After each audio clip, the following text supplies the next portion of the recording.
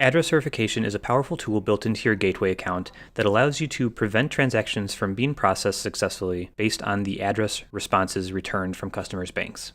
These rules can be set on a per processor basis, as well as having individual rules for domestic transactions in the US or non-US international. The most important thing to know about setting these rules is that anything you check indicates that you do not want that to be approved. You want the gateway to reject any transactions that return that result. So as an example, every transaction that you submit that has an address provided will return one of these results. You will see the status as well as the letter code that goes along with it. A lot of these in the top section have to do with errors or AVS being unavailable at the time. The more commonly used rules are down here below. So you're going to say reject a US transaction if street address matches and if the zip code matches or if the zip code does not match. So if you check this box, that's saying I want to reject if the street address is correct, if the street address matches, and the zip code also matches. So this is a rarely used setting because this is saying if they get the street address right and the zip right, if they get it 100% right, I want to reject.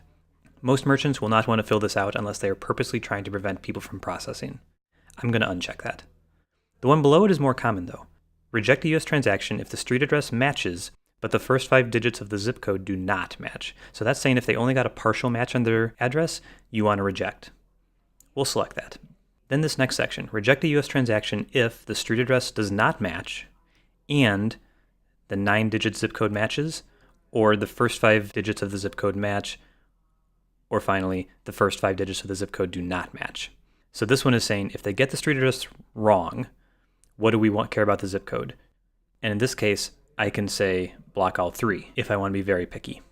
So essentially with the rules I have set up right now, I'm saying if an address is provided and they get any of it wrong, I want it to reject. Because we're saying if the street address does not match, no matter what of those 3 statuses the zip code comes back as, it will always reject.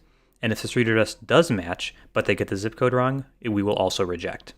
In the case of one of these rules being hit by a customer's transaction, we will send a void request in the background and present the customer with a standard declined message.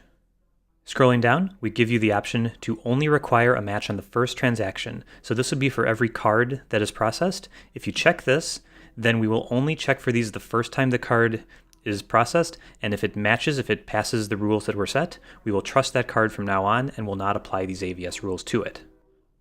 When I'm ready, hit save. There we go. The address verification options have been updated, and I can see down here at the bottom, show history. When I click this, I can see when, who, and what was changed on my address verification rules. If I want to go ahead and turn off this one, for example, I can hit save, scroll down again, go to my history, and there's another one. I can see in this first step, we added these rules, and on the second, a few seconds later, we removed them. Finally, these rules only apply to e-commerce and Moto transactions, so if you're set up as a retail merchant, these will not apply.